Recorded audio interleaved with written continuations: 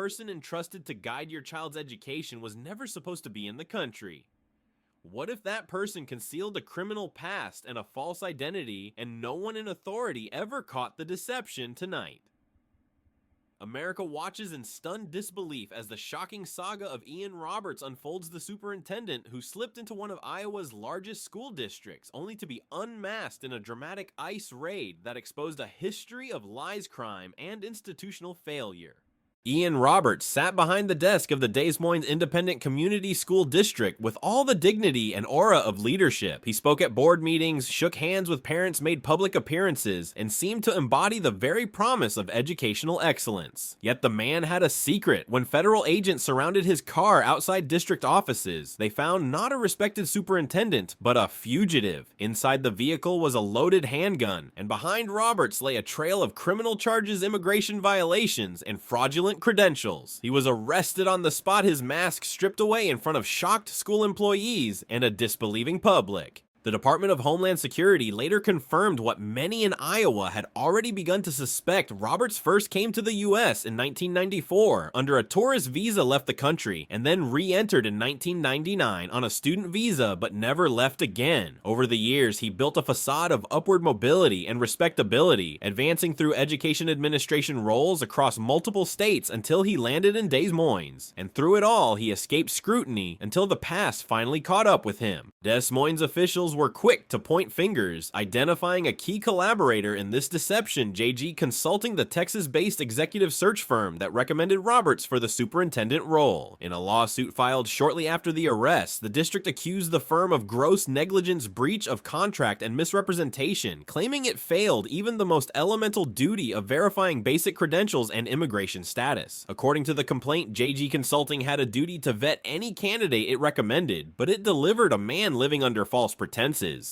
JG Consulting did not remain silent. It pushed back, insisting it had followed industry standard procedures and had built a solid track record over the years. The firm pointed to its portfolio over 65 superintendent placements and more than 200 executive-level hires in school districts across the country. It called the Des Moines scandal an anomaly, a blemish on otherwise reliable service. But the firm's defenses ring hollow in light of the mounting evidence. Other school districts that once trusted JG are now scrambling to distance themselves and demand accountability. Eanes ISD in Texas, a district that had used JG's services, now insists that the firm produce exhaustive documentation for every finalist it recommends. Board officials in several states are requesting second reviews, contacting universities for direct verification, and pressing state agencies to audit all hires from the past decade. But the story didn't begin or end with the hire. As investigators peeled back the layers of Roberts' past, a darker narrative emerged. He had applied for temporary work authorization 3 separate times in 2000 to 2018 and 2019, each valid for only 1 year. By the time he landed in Des Moines, his legal right to work had expired. That fact alone should have disqualified him, but it didn't. DHS records revealed a criminal history that includes convictions for reckless driving in Maryland in 2012, drug and forgery charges in New York dating back to 1996, and the possession of a loaded firearm in Pennsylvania in 2022. Roberts also claimed affiliations with Morgan State University and the MIT Sloan School of Management. Morgan State confirmed he attended, but never earned a degree. MIT responded with an unmistakable denial. There was no enrollment record under the name Ian Andre Roberts. The contrast between Roberts' public persona and his true identity is jarring. A man praised for leadership, yet built on a foundation of lies, forgery, and evasion. How did he slip past multiple layers of oversight?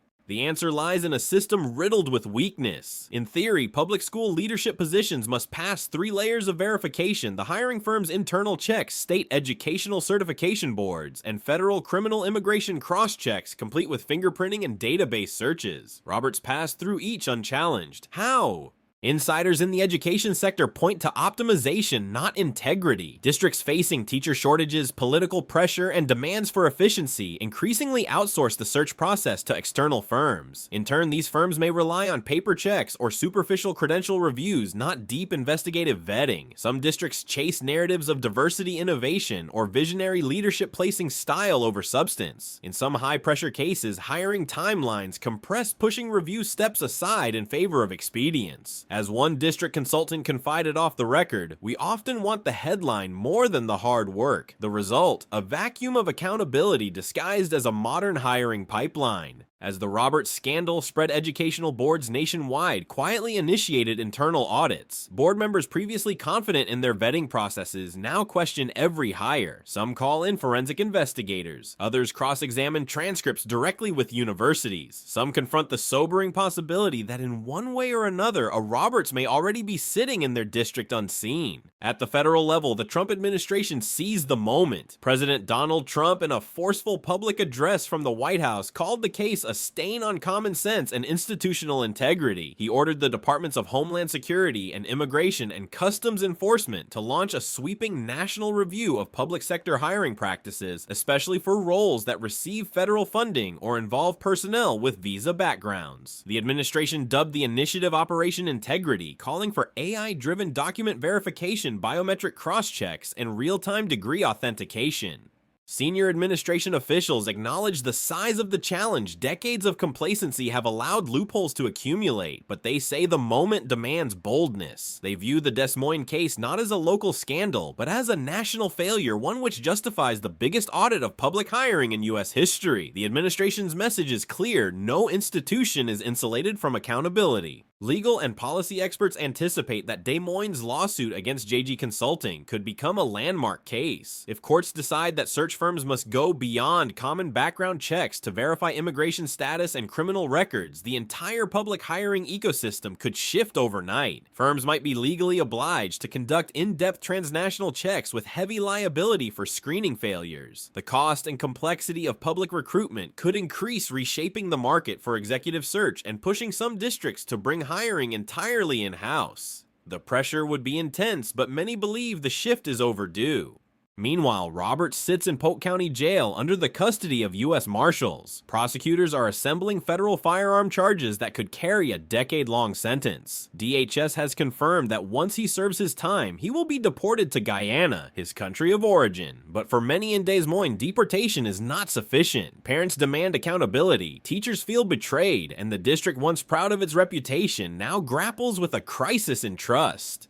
The impact of this case radiates far beyond Iowa. State legislatures in Texas, Virginia, and others now propose new statutes requiring real-time verification of academic credentials, social security numbers, and citizenship status for all public hires. Some states explore partnerships with the FBI and Department of Education to build a unified integrity registry. In effect, the rules of public accountability may be rewritten. International observers, too, are watching. Education leaders in Germany and the United Kingdom nations already wrestling with immigration and credential fraud cite the Iowa case as a cautionary tale. NATO-linked networks are quietly rechecking hiring practices for expatriate staff vetting credentials with renewed urgency. In their eyes, the Roberts affair is not a U.S. scandal, it's a case study in institutional vulnerability. At its core, the Roberts case is about far more than a single man or a single school district. It's about public trust, institutional integrity, and the hidden costs of inertia. If a forged resume and an expired work permit could slide past the gates of educational authority, what does that say about the guardrails protecting our institutions at large? Defense and security analysts are sounding alarms. Education may seem domestic and benign, but if other sectors share the same vulnerabilities, the implications are profound. Could defense contracts, infrastructure projects, or municipal licenses be just as exposed to infiltration education as the pilot test, one analyst wrote? If the system fails here, it could fail anywhere. That perspective has opened new dialogue among top officials across DOJ, DHS, and the intelligence community. They warn that weak vetting protocols in public service can create entry points for malicious actors, criminal networks, or ideological operatives. For President Trump, the Roberts affair fits directly into his narrative that America's institutions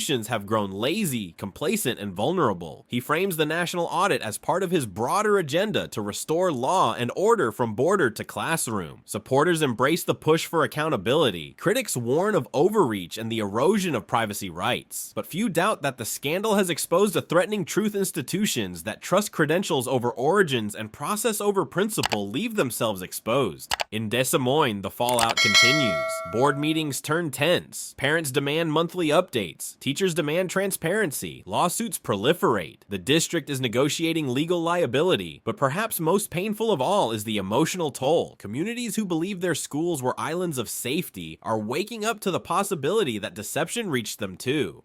As the case proceeds, investigators are tracing Roberts' path through 5 states, Maryland, Pennsylvania, California, Missouri, Texas, seeking signatures, roll approvals, and oversight lapses. Rumors swirl that consultants, administrators, even board members may have ignored red flags not out of malice, but out of convenience. None have been arrested yet. Beyond the courtrooms and the headlines, the case forces a reckoning. What are we willing to believe?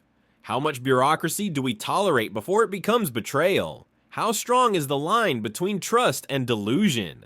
When the final gavel falls, Americans will wonder who in a broader sense failed us. Was it the recruiters who pushed resumes without rigor, the districts that accepted them at face value, the agencies that never flagged expired permits, or the system itself built on inertia? Iowa now stands as a warning and a lesson. For once, the world is watching not just a scandal, but a turning point. And the ultimate question lingers: if a forged resume could fool a school board, what else might be hiding inside America's institutions? The story of Ian Roberts is no longer just a local scandal. It's a mirror of institutional fragility. It's a reckoning for vetting practices across sectors. And it's a reminder that trust once cracked demands more than repair, it demands transformation. In the months ahead, the Des Moines lawsuit will wind through courtrooms, JG Consulting will defend itself, witnesses will testify, and federal agents will present evidence. The public will follow every development not just to see who is punished, but to see whether anything truly changes. Because the real weight of this scandal is not in the deception, it's in the complacency that allowed it, and unless that complacency is faced squarely, the next Ian Roberts could already be waiting behind the next desk, undiscovered, unchallenged, and unchecked. Across the nation, the shockwaves of the Iowa scandal are still spreading. News outlets replay the moment ICE agents surrounded Ian Roberts' car, the flashing lights reflecting off the school district's seal on the door. Parents stand outside school board meetings, holding signs that read, "Trust matters and who's teaching our kids." The outrage has grown beyond one city. It's now a national conversation about competence, accountability, and the fragility of the systems Americans once took for granted. In the days following Roberts' arrest, DHS revealed more details that deepened the mystery. Not only had Roberts overstayed his visa, but he had also managed to obtain multiple employment authorizations under slightly varied names, minor changes in spelling that slipped past overworked bureaucrats. He built a trail of partial identities using mismatched social security numbers and unverifiable references. When background checks were run, they produced just enough information to appear legitimate, but not enough to raise alarms. It was a masterclass in exploiting institutional weakness. As reporters traced his career path, an unsettling pattern emerged. Each school district he joined had conducted its own independent verification process, yet each relied on the same data sources that failed to catch the discrepancies. He leveraged the gaps between state systems, moving whenever questions surfaced. One administrator recalled that when she asked about a missing transcript, Roberts brushed it off with a confident smile. That's just bureaucracy catching up. No one pressed further. In a profession built on credentials and reputation, confidence often counted for more than truth. Now, as the lawsuits unfold, investigators are uncovering something larger than one man's deceit. They are exposing a network of complacency, a recruitment ecosystem built on blind trust between districts and private firms. JG Consulting, though at the center of the storm, is not alone. Dozens of similar firms operate nationwide, connecting candidates to boards under tight political and time pressure. Many have no legal obligation to verify citizenship or background beyond a standard reference call. In some cases, candidates self-report their immigration status. Firms accept it as fact. Des Moines' lawsuit could redefine the rules. If courts agree that JG Consulting had a fiduciary duty to uncover Roberts' illegal status, every recruiting firm in America could soon face stricter regulations. Some experts predict a new federal licensing requirement for executive search companies working with public funds, a move that would upend a multi-billion-dollar industry overnight. Supporters call it necessary. Critics call it overreach, but few deny that something must change. At the White House, the response has been swift and decisive. President Trump has made the Roberts case a centerpiece of his renewed Integrity First campaign, a national push to restore trust in government institutions. Standing before a crowd in Des Moines just weeks after the arrest, he declared, "This is what happens when bureaucracy replaces common sense. We will clean house every agency, every district, every contractor. No more hiding behind paperwork." The crowd erupted in applause. For many Americans disillusioned with government inefficiency, the Iowa scandal became proof that the president's law and order message was more than rhetoric, it was necessity. Behind the scenes, Operation Integrity has already begun reshaping federal protocols. AI verification software is being deployed to cross-check employment records, education credentials, and immigration histories in real time. The Department of Education has partnered with Homeland Security to pilot an integrated database that flags inconsistencies between employment forms, academic transcripts, and visa records. For the first time, technology may succeed where human oversight failed. We're moving from trust-based to proof-based hiring, said a DHS spokesperson. No one should be able to fake their way into a position of public authority again. But the reforms are not without resistance. Civil liberties advocates warn that widespread data integration could create privacy risks and government overreach. Teachers' unions express concern that employees could be unfairly flagged for clerical errors or outdated paperwork. Immigration rights groups fear that legitimate foreign-born educators could face suspicion or discrimination. "We must not allow one scandal to justify mass surveillance," said a spokesperson for the ACLU. The debate is fierce, reflecting the nation's broader tension between security and freedom. Meanwhile, the human cost of the scandal continues to unfold. In Des Moines, parents question whether their children's education was compromised. Teachers who once worked under Roberts now face scrutiny themselves. Some feel guilt, others anger. "We trusted the system, and the system trusted no one," one veteran educator told reporters. That's the tragedy. Enrollment in public schools has dipped slightly as families explore private options. Local talk radio buzzes with accusations and conspiracy theories. Was Roberts working alone? Was he protected by political insiders? The facts remain under investigation, but the damage to public trust is already profound. Internationally, the repercussions are equally striking. In Europe, policy analysts point to the Iowa case as a warning about the fragility of institutional vetting. The British Home Office has reportedly begun reviewing its own educational leadership hiring processes, while Germany's education ministry ordered random credential audits in several federal states. NATO, which oversees international education programs for military families, initiated its own internal review to ensure no similar lapses have occurred. The Roberts case has become a global symbol, a reminder that even advanced democracies can be blindsided when bureaucratic layers replace vigilance.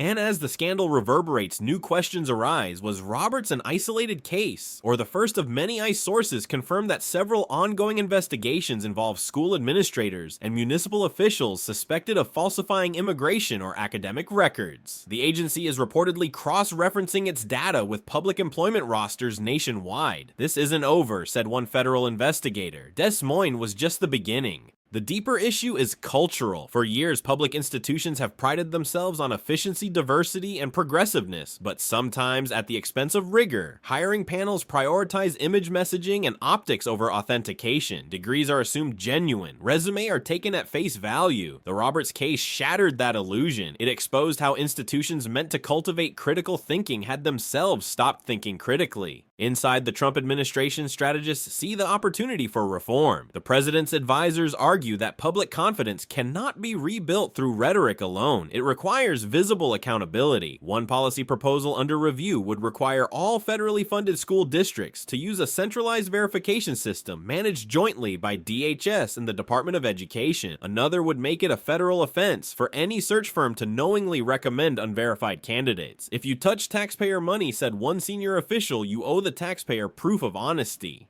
Back in Iowa, the courtroom drama unfolds. JG Consulting's legal team argues that the firm acted in good faith following industry standards. The school district's lawyers counter that industry standards are precisely what allowed this catastrophe to happen. Each hearing draws national coverage. Commentators debate whether this is a failure of process or a failure of principle. Meanwhile, Roberts appears in court in a standard orange jumpsuit, his confident demeanor replaced by quiet resignation. The once celebrated educator now faces the prospect prospect of years behind bars, followed by deportation and a lifetime ban from re-entering the United States. As weeks turn to months, the ripple effects reach even further. State certification boards begin reviewing their policies. Universities, embarrassed by how easily their names were misused, start implementing digital diploma verification systems. Private sector recruiters begin advertising federal-grade background checks as a new selling point. The education world, often slow to adapt, is transforming at remarkable speed, driven by one man's deception and a nation's outrage. Yet beneath the procedural reforms lies a moral reckoning. The Roberts scandal has forced Americans to confront an uncomfortable truth. The institutions that shaped their children's minds were not as secure as they believed. Bureaucracy had become a comfort zone, a way to shift responsibility, to assume that someone else was checking, verifying, ensuring. But no one was. And when no one is truly accountable, even the most trusted systems can crumble.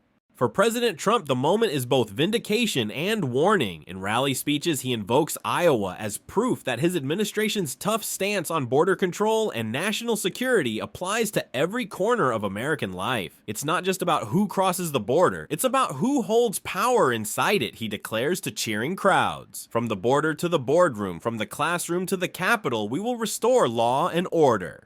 But even among his supporters, there's awareness that the problem runs deeper than politics. It's not just about one administration or one ideology, it's about a mindset that values speed over scrutiny, appearances over truth. Rebuilding that foundation will take more than enforcement, it will take cultural renewal. In Des Moines, life slowly returns to normal. New leadership has been appointed. The district has introduced biometric ID verification for all senior hires. Students have resumed classes, though whispers of the scandal linger. Parents still check news updates, wary that more revelations could surface. The local newspaper runs weekly columns titled Lessons from Iowa, chronicling reforms across the state. Each headline begins the same way: after Roberts. And yet, for all the procedural fixes and political speeches, one question remains unanswered. How many other Ian Roberts are out there, people who have mastered the art of moving unseen through the cracks of bureaucracy? How many institutions in education and beyond have built their trust on paper instead of proof? In the end, this story is not only about deception, it's about what happens when trust is automated, when systems become self-referential and human vigilance fades. It's about how progress, if left unchecked, can breed its own blind spots. And it's about a nation waking up to the realization that integrity must be actively maintained, not passively assumed. As the court prepares to deliver its final judgment, America holds its breath. The verdict will decide not just the fate of one man or one firm, but the boundaries of accountability in public life. Will the system that failed now find the courage to fix itself? Or will it retreat once more into the comfort of procedure, waiting for the next crisis to expose its flaws? The lights fade in the Des Moines courthouse as the cameras flash. Outside, reporters gather in the cold autumn air. The story that began with a single arrest has become a parable of a nation struggling to reconcile trust with truth. And as this chapter closes, one haunting question remains: if a forged resume could fool a school board, what else might be hiding inside America's institutions? The answer, it seems, will define not only the legacy of Iowa's scandal, but the future of public integrity itself.